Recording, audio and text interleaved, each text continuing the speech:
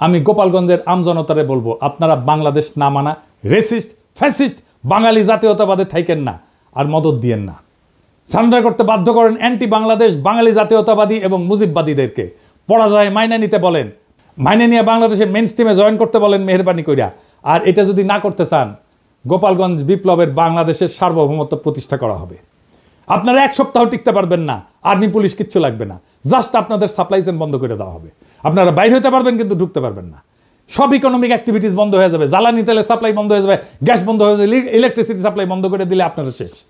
আগে ঘোষণা দেওয়া হবে, শহর ছাড়েন, 24 ঘন্টার মধ্যে ফাঁকা হয়ে যাবে শহর, সব সরকারি কর্মচারীদের উইথড্র করা হবে। পারবেন 7 দিন টিকতে? প্রফেসর ইউনূসের দায়িত্ব বাংলাদেশের সার্বভৌমত্ব প্রতিষ্ঠা করা গোপালগঞ্জে। আবার 1 মাস পরে মার্চ টু গোপালগঞ্জ ঘোষণা করা হবে, যদি আপোষে সারেন্ডার না করে তাইলে। বেগম জিয়া বলছিলেন গোপালগঞ্জের নামই বদলায় যাবে, গোপালগঞ্জ আর থাকবে না।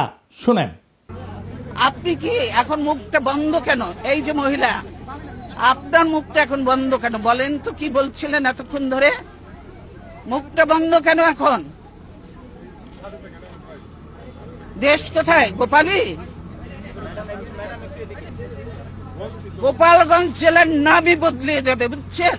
গোপালগঞ্জ আর থাকবে না। এইটা বাস্তবায়ন করতে হবে। এর জন্য 2টা কাজ করা যায়। এক, গোপালগঞ্জের নামটা বদলে ফেলাই যায়, বা জেলা সদর পরিবর্তন করে অন্য উপজেলায় নেওয়া যায়, নাম বদলায় দেওয়া যায়। গোপালগঞ্জ বদলে কাশিয়ানি করা, কিন্তু মৌলিক কোনো পরিবর্তন করা হবে না। আর 2 নম্বর হচ্ছে গোপালগঞ্জের উপজেলাগুলোকে জিওগ্রাফিক্যাল লোকেশনে, রোড কানেক্টিভিটি এবং হিস্টোরিক্যাল কালচারাল কানেকশনের ভিত্তিতে অন্যান্য জেলার সাথে রিডিস্ট্রিবিউট করে দেওয়া, গোপালগঞ্জ জেলায় বাদ দিয়ে দেওয়া। এক্ষেত্রে যেটা করা যেতে পারে, 1 নাম্বার, কাশিয়ানি এবং গোপালগঞ্জ সদরকে নড়াইলের সাথে যুক্ত করে দেওয়া যায়।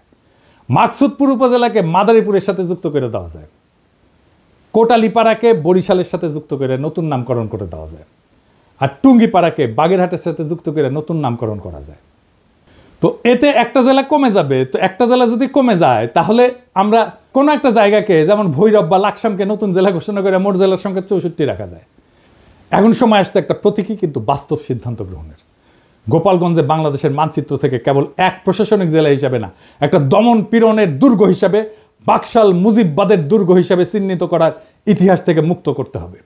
টুঙ্গিপাড়া বা গোপালগঞ্জ কখনো একটা পরিবার বা মতাদর্শের ব্যক্তিগত দুর্গ হতে পারে না। এটা বাংলাদেশ নামের জাতির অংশ।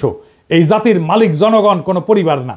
1972 সালে যেমন মিরপুর জমাট পাকিস্তানি জাতীয়তাবাদ ঘুরায় দিছিল, জনতার বিজয়, সে তেমনি 2025 সালে গোপালগঞ্জে ভাঙতে হবে সেই বাঙালি জাতীয়তাবাদ, মুজিববাদের ছত্রবেশী ফ্যাসিবাদের দুর্গ।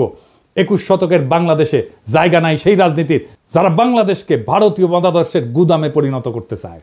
গোপালগঞ্জের প্রশাসনিক পুনর্বিন্যাস শুধু রাজনৈতিক প্রতিশোধ না, এটা ভবিষ্যতের জন্য বার্তা।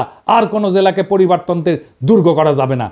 যে জেলা জনগণের বিরুদ্ধে চলে যায়, তাকে আবার জনগণের ভিতরে ছড়াই দিতে হবে। এই দেশ কারো ব্যক্তিগত জমিদারি না। মুজিববাদ না বাংলাদেশ জিন্দাবাদ, বাকশাল না গণতন্ত্র জিন্দাবাদ, টুঙ্গিপাড়া না সার্বভৌম বাংলাদেশ জিন্দাবাদ। আমরা চলছি, আমরা চলা শুরু করছি, আর থামবো না। এবার শুধু ঢাকাই না, আবার হবে মার্চ টু গোপালগঞ্জ। যদি না মানে আপোষে, তবে শুরু হবে গণজনতার শুদ্ধি অভিযান। গোপালগঞ্জ থাকবে না, থাকবে শুধু বাংলাদেশ। ইনকিলাব জিন্দাবাদ।